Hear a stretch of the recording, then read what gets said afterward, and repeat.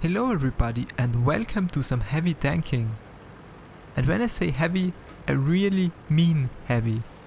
Because the KV-5 with equipment and full ammunition load weighs over 102 tons. And that makes it the heaviest Soviet tank in game. It even outweighs the Tier 10 tanks like the IS-4 and the IS-7. And only the German super heavy tanks like the Maus and the E-100 are heavier. This weight of course comes from the very thick armor that this tank has. We are talking about 180mm at the front, both on turret and hull, 150 at the side and 140 at the rear. So it has a very good all-around armor protection, but then again most of the surfaces are flat. And that makes it easier to penetrate if your gun is powerful enough. And of course, the KV-5 is also notorious for its weak points. It has two little cupolas at the front of the tank, which are very lightly armored, and then a third one at the top of the turret. And people will know about those weak points and they will exploit them. The second thing that you have to know about the KV-5, if you don't know it already, is that it has a very bad gun with only 167mm of average penetration with armor piercing, and that is of course on tier 8. But it's still enough to go through the side of medium tanks, as you can see. This Centurion is in a very bad spot here and I'm not the only one shooting at him. Of course, this is one of the reasons why the KV-5 is no longer available for purchase in game. Because it's a relic of an older version of World of Tanks, when tier 8 tanks would meet more tier 6 and 7 tanks on the battlefield.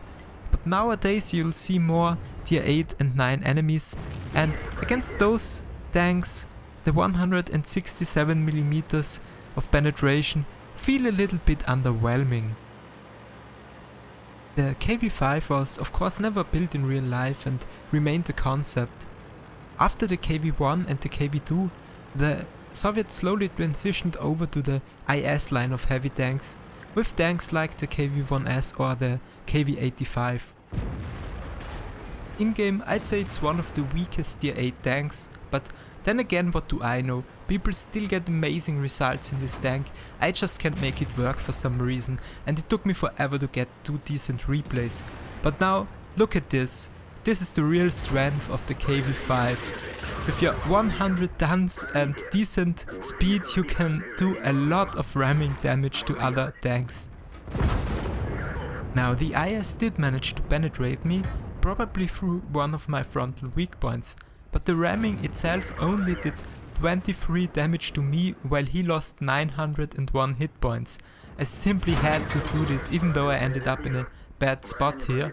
But I had backup from an object 704 and he took out this super Pershing. So far my team is doing well. We won the northeastern flank and the middle, but we are about to lose the southwest. And most of the remaining enemy tanks are in this area. And the enemies still have 2 tier 9 heavy tanks. And I don't like to meet E75s in any tank, but especially not in a tank like the KV-5 where I have very low penetration. Even with my APCR premium ammo I only get 219mm. And speaking about the E75, we found him and he's on very low health, so I'm a little bit more confident. Of course I load premium ammo, but I only managed to track him with my first shot.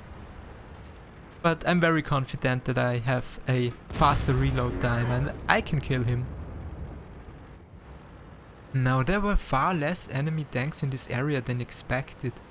A few enemy heavy tanks reacted and went back to the base and tried to defend it against our advancing forces. But at this stage of the game we heavily outnumbered them and they are getting crushed in a pincer movement from the east and from the middle.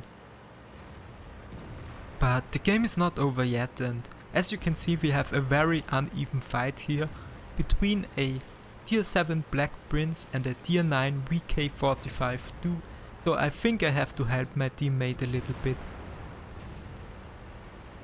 Surprisingly enough, he's doing some damage on the VK, and I've loaded a premium round, but completely unnecessary because the VK shows me his flat side armor. So I reload normal armor piercing, and now he even shows me his rear.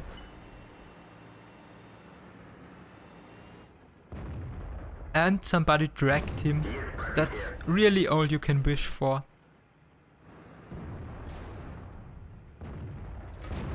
And here's another dead Tier 9 heavy tank.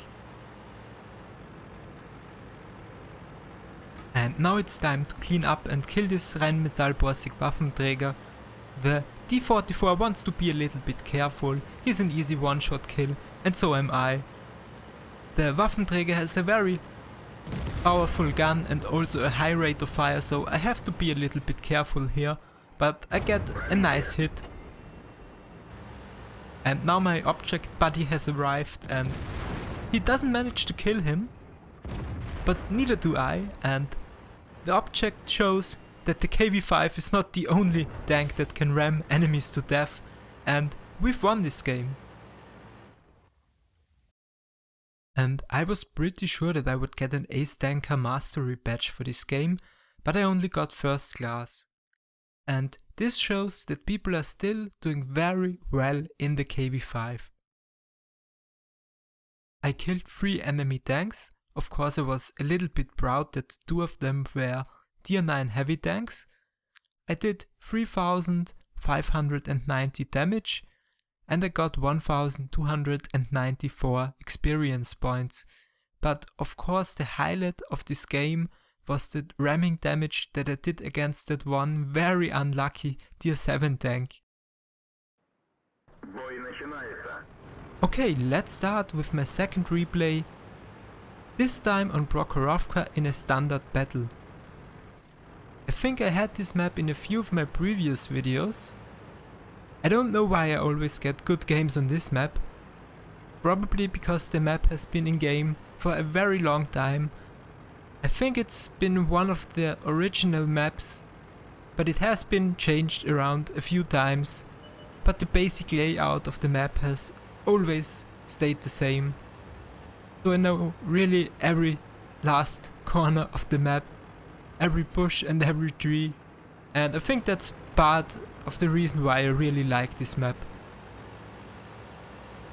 Initially I didn't intend to go to the middle, I wanted to go left, but we had a pretty good split, but we had nobody at this position. And you really want at least one tank at this spot. It doesn't even matter if it's a heavy tank, a light or a medium. You just have to show presence and proximity spot enemies on the other side. And of course you also want to prevent them from breaking through and probably outflanking some of our teammates later on in the game, or even killing our artillery. So let's see if we can spot any enemies in the middle. We have a friendly M41 Walker Bulldog spotting the ridge line in the middle of the map. So that's always good news. And somebody has spotted this Tiger 2 in the village to the right side. And I get a nice first hit at the side of his turret. My gun depression is good enough in this situation, although it's not amazing. But the KV-5 of course has a very large turret, and that allows him to point his gun down a little bit, and I get a nice second hit, again on the Tiger 2. But you just saw somebody firing at me and missing, so they definitely know that I'm here. And I have to be a little bit more careful. But of course I'm not, because I want to get the kill. And I got punished for this and hit by the Pershing. But I managed to return fire and penetrate him as well. But I also got a second hit. A Lorraine 40T penetrated me, so I definitely have to back off a little bit. You saw that having thick armor alone is not enough. Most tier 8 and 9 guns are powerful enough to penetrate the KV-5, at least when he's not angled. So I'm moving a few meters more to the center of the map and hope that I get out of the view range of the Pershings on the hill. Of course, tanks here in the middle could still spot me for the enemies on the hill, so I have to be careful. But for now I get easy shots at the side of the Pershing. And he's not alone, look at this, 1, 2, 3, 4 enemies. And they all show me their weak side armor. That's like World of Tanks Christmas.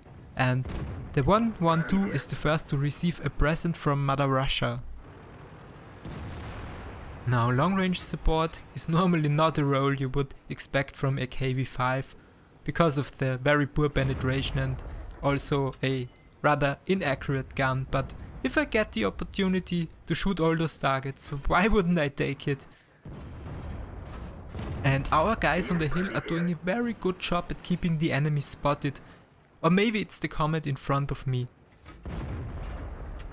Of course, it was a little bit lucky that I went to the middle in this game, and that at the same time so many enemies tried to climb the hill, and that they got caught on the incline and spotted almost for the entire time. And this Lorraine 40, by the way, is their only tier 9 tank. The matchmaking was pretty good for me. They didn't have many heavy tanks and only one tier 9 medium. And I can fire my gun almost every time it's reloaded.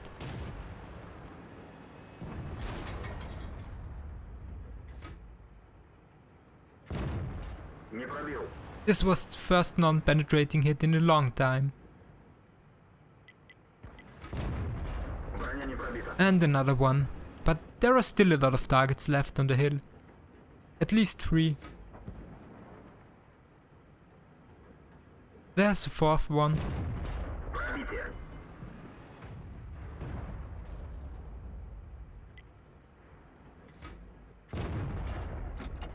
And I finally get my first kill. And this Pershing has annoyed me for a very long time. I think he was the guy that penetrated me at the beginning of the game.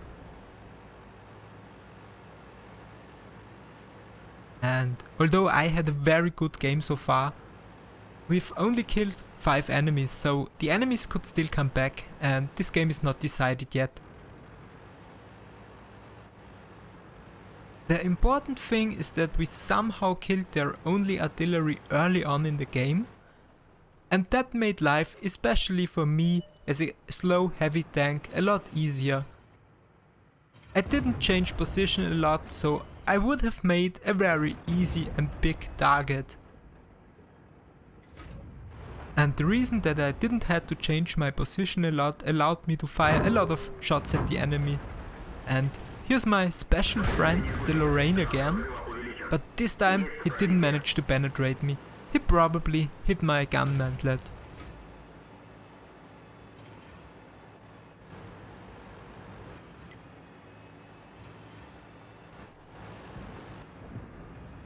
I wish that I could get the killing hit on this Lorraine, but it seems like he's using his speed to escape.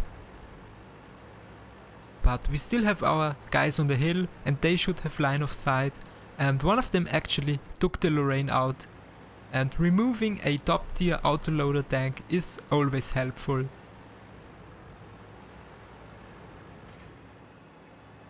But let's not forget about our 2 Pershing friends on the hill, they are still both alive. And this stupid building is still blocking my view.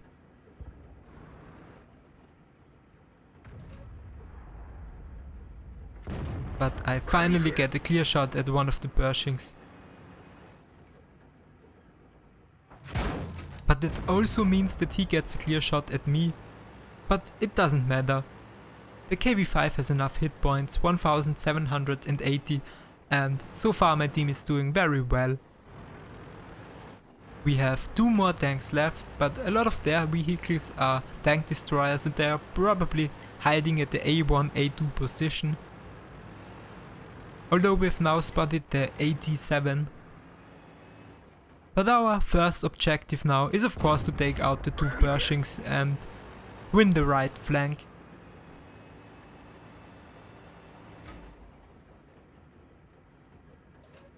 I'm a little bit undecided here, I don't know at which one I should shoot, and in the end I missed both of them. That was probably not the best decision. And again I miss both. And I was wrong about the tank destroyers, at least 2 of them are on the other side of the train tracks. And I finally got another hit on one of the Pershings, and now they are both on very low health and one-shot kills.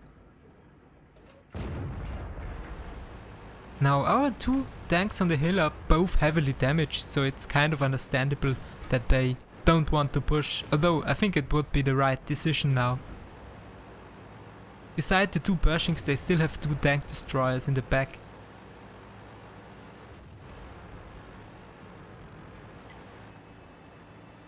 But somebody has to do something. Maybe this would have been my job, maybe this was the situation where I should have pushed with my heavy breakthrough tank. I still had a lot of health left, but I was so used to my role as a long-range sniper in this game that I didn't really react. But my team is doing just fine without me. We've killed the first Pershing. Maybe I can kill the second one. Doesn't seem so.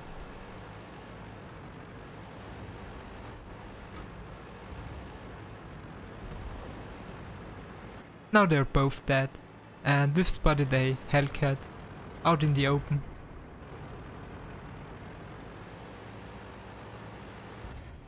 And we are killing enemies left and right.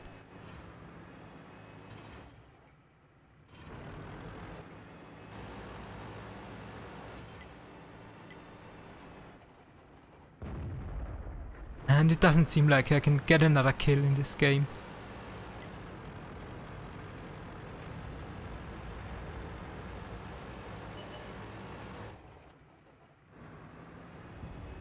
No, somebody else killed the Su-100M and we've won the game. Once again I only got a second class mastery badge, but I got a high caliber medal, which is enough confirmation for me that I did a good job in this game. I did a little bit over 4k damage and I got 1029 experience.